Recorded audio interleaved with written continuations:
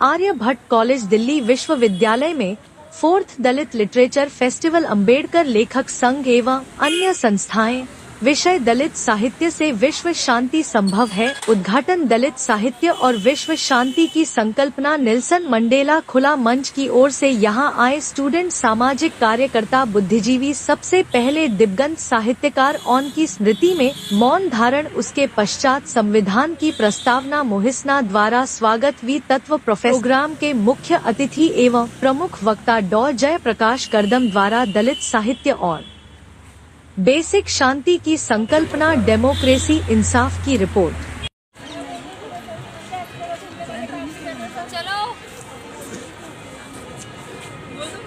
जितना एक प्रोफेसर देता तुमने दिए हैं, इस वजह से दिए थोड़ी हैं, दिए हैं जबरदस्त।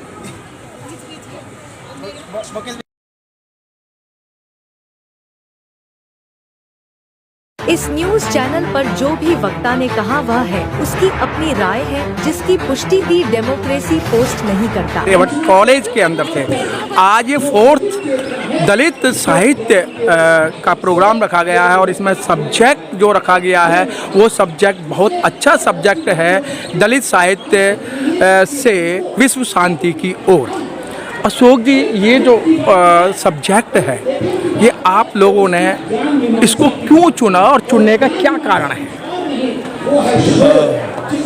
साहब, ऐसा है कि आज पूरी दुनिया में, केवल भारत में नहीं, पूरी दुनिया में आप देखेंगे, चाहे इसराइल फिलिस्तीन की बात करें, चाहे भारत की बात करें, चाहे श्रीलंका की बात करें, चाहे तालिबान की बात करें, चाहे रूस यूक्रेन की बात करें जी, हर जगह कहीं धर्म के नाम जाति के नाम पर, कहीं पॉलिटिकल रीजन से, राजनीतिक कारणों से भी एक अशांति मची हुई है। ठीक है, और यहाँ पर चूंकि ये दौर अस्मिताओं का दौर है, यहाँ पर हर कोई समुदाय, हर कोई व्यक्ति अपनी अस्मिता के प्रति जागरूक है। वो अपने अधिकारों को लेकर, अपने जो संसाधन है उसमें अपने हिस्से को लेकर, है ना।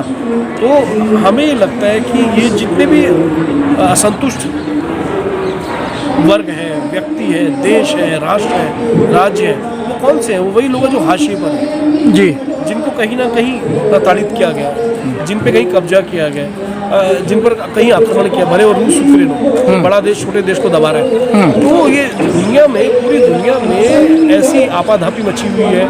फॉर एग्जाम्पल हमारे देश में देख लीजिए पिछले कि अभी जो हालत चल रहा है जिस तरीके से, तो वो आपाधापी, वो अशांति मची हुई है। और ये अशांति केवल राजनीतिक नहीं है, ये मानसिक भी है। आदमी भीतर से हताश है, काम नहीं है उसके पास, उसकी योग्यता के हिसाब से काम उसके पास नहीं है, उसको शिक्षा के अवसर नहीं मिल रहे हैं, उसको बेहतर करने के लिए अपने परिवार के लिए उसे मौके नहीं मिल रहे हैं।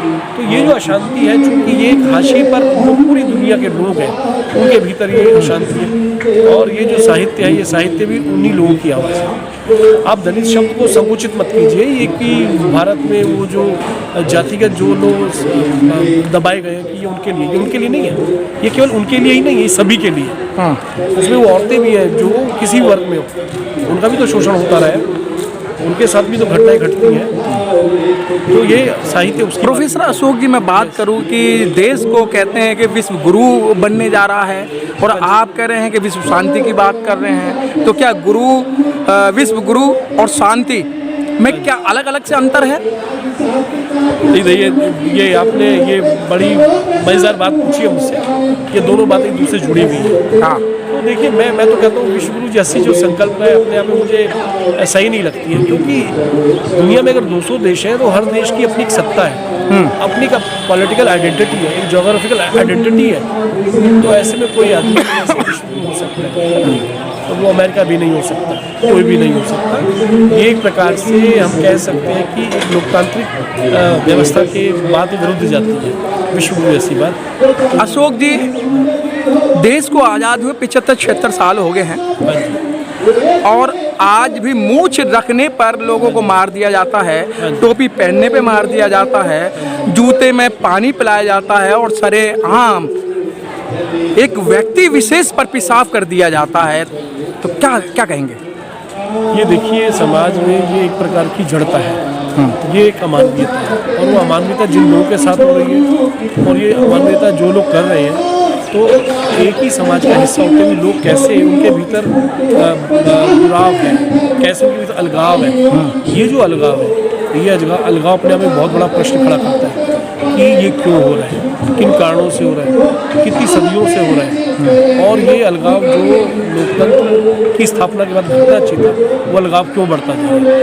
तो इस तरह की जो बातें हो रही है एक दूसरे के विरुद्ध जो लोग कर रहे हैं, जिनके साथ हो रहा है, जो विक्टिमाइज्ड है, जो अक्यूज्ड है, जो कर रहे हैं, मेरे ख्याल से उन दोनों की बात की जानी चाहिए कि वो उनकी जो मानसिकता है वो कैसी है, कि जो लोग इस तरह का व्यवहार कर रहे हैं और वो लोग किन परिस्थितियों में जी रहे हैं जिनके साथ ऐसा व्यवहार हो रहा है, उनकी क्या मानसिकता है, वो भीतर से कितने वो टूटे हुए हैं।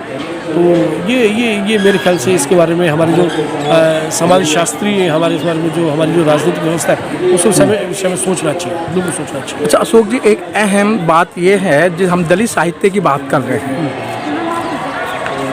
पहली बात तो ये है दलित साहित्य इतना महंगा है, महंगा है, हाँ, और किताबें महंगी हैं। हाँ, किताबें महंगी हैं। दूसरी तरफ हम बात कर रहे हैं कि जिन लोगों से जिस मनुवाद से हमारी लड़ाई है, उनकी बुकें आपको मात्र 50 रुपये में 500 पेज की बुक मिल जाती हैं। चाहे मैं भागवत गीता की बात करूं, चाहे रामायण की बात करूं, या अन्य जो उनकी धार्मिक पुस्तकें हैं, वो बड़े सस्ते रेटों पर मिल जाती हैं। लेकिन जी अपने जो दलित साहित्य की बात करें, बाबा साहब के ऊपर बात करें, पेरियार रामास्वामी की बात करें, छत्रपति साहू जी महाराज जी की बात करें, बाबा साहब डॉक्टर भीमराव अम्बेडकर के जो जीवन परिचय की बात करें, वो पुस्तकें बड़ी महंगी मिलती हैं। तो कैसे आप लगा सकते हैं कि दलित साहित्य जो विश्व शांति की तरफ पहुंच सकता है? देखिए, आपने बात कही है, ये बात बड़ी महत्वपूर्ण है, वेरी सिग्निफिकेंट, कि जो हम जिस सूचना का, जिस ज्ञान का, जिस जागरूकता का प्रचार प्रसार करना चाहते हैं, उसके जो माध्यम है, उसके जो रिसोर्स है, वो आसानी से अवेलेबल होने चाहिए, सस्ती दरों पर मिलने चाहिए, है ना। अगर वो नहीं मिलेंगे तो सारी कवायद, सारी प्रैक्टिस बेकार है। तो इसके पीछे तो देखिए पूरा बाजार है, उस बाजार को तय करना है, और बाकी आपने कुछ किताबें सस्ती भी मिल जाती हैं, तो देखिए उसके पीछे भी पूरी व्यवस्था है, उसके पीछे पूरा बाजार है। तो ये वास्तव में कि इसके विषय में भी जो हमारे जो आंदोलनकारी हैं, या इस दिशा में जो दलित साहित्य के जो पुरोधा हैं या बाजार से जुड़े हुए लोग, उनको लोकतांत्रिक होकर चाहिए कि समाज की बेहतरी के लिए वो उन किताबों को कि वो कैसे से सस्ते रूप में मुहैया हो सके, अवेलेबल हो सके आम आदमी के लिए।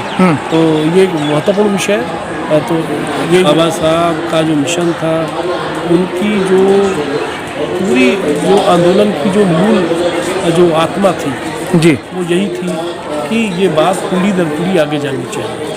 और इस बात को कौन पहुँचाएंगे? इस बात को वही लोग पहुँचाएंगे जिन्होंने इस आंदोलन के लाभ को उठाया है, जिन्होंने इस आंदोलन के द्वारा अपनी आर्थिक, सामाजिक और राजनीतिक स्थिति को बेहतर बनाया है। लेकिन ये दुर्भाग्य की बात है कि समाज के वही लोग जब उन्हें इसका लाभ मिला, तो ये है ना, एक मानवीय ये कमजोरी है कि व्यक्ति जब सुविधाजीवी हो जाता है, जब उसकी आवश्यकताएं पूरी हो जाती हैं, तब मेरे ख्याल से वो आत्म केंद्रित हो जाता है, सेल्फ सेंटर्ड हो जाता है।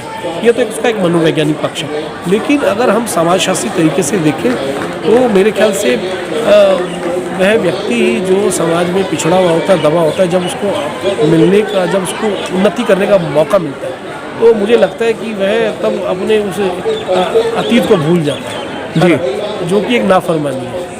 क्योंकि आपको जिस धारा से आपने पाया है, तो आपको पे बैक टू सोसाइटी होना चाहिए।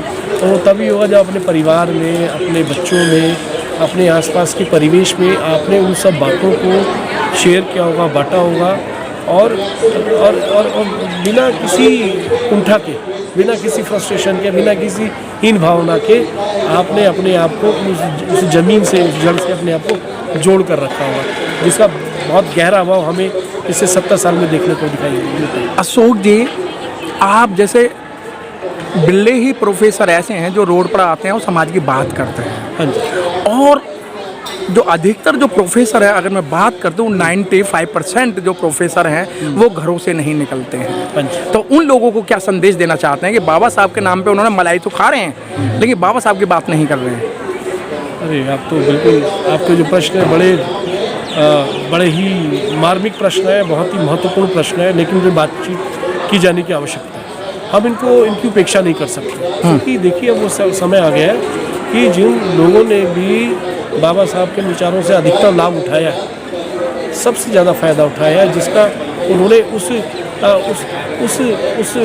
मैं कह सकता हूँ कि उसका महत्वपूर्ण हिस्सा बने हैं। तो मैं माफ़ कीजिए, मैं आपका प्रश्न में हाँ ठीक तो ये वास्तव में देखिए, वो जितने भी हमारे शिक्षक हैं, जितने भी विद्वान हैं, जो इन परिस्थितियों को समझते हुए संघर्ष करते हुए यहाँ तक पहुँचे हैं, ये मेरे ख्याल से उनको उस भूमिका में फिर से वापस आना होगा कि जिस संघर्ष को करके वो यहाँ तक पहुँचे थे, वो डॉक्टर बने, PhD किया, यूनिवर्सिटी में प्रोफेसर बने। तो मुझे लगता है कि हमें कभी भी अपना अतीत नहीं भूलना चाहिए, क्योंकि समय बदलता है, लेकिन ध्यान रखिए जहाँ से हम चलना शुरू करते हैं, क्योंकि धरती गोल है, ये दुनिया गोल है, ये जो जीवन का चक्र गोल है, तो हम जहाँ से चलना शुरू करते हैं तो हो सकता है कि अगली पीढ़ी फिर से वही उसको बुरे दिन देखने पड़े। तो ये वास्तव में बहुत बड़ी सामाजिक जिम्मेदारी बनती है कि वो अपने उन बेहतर स्थितियों, भौतिक जीवन की जो नश्वर स्थितियों से निकलकर समाज के लिए काम करें और बाबा साहब के मिशन को आगे बढ़ाएं। सर बहुत बहुत धन्यवाद। आपने अशोक कुमार जी, जिन्होंने बड़े अच्छे विस्तार से बताया है कि पे बैक टू सोसाइटी आपको करनी पड़ेगी, और उन्होंने एक ही एग्जाम्पल दे दिया है कि पृथ्वी गोल है, फिर वापस आपको वहीं आना है। कैमरामैन गौतम के साथ मनोज पिप्पल, आर्यभट्ट कॉलेज, दिल्ली से।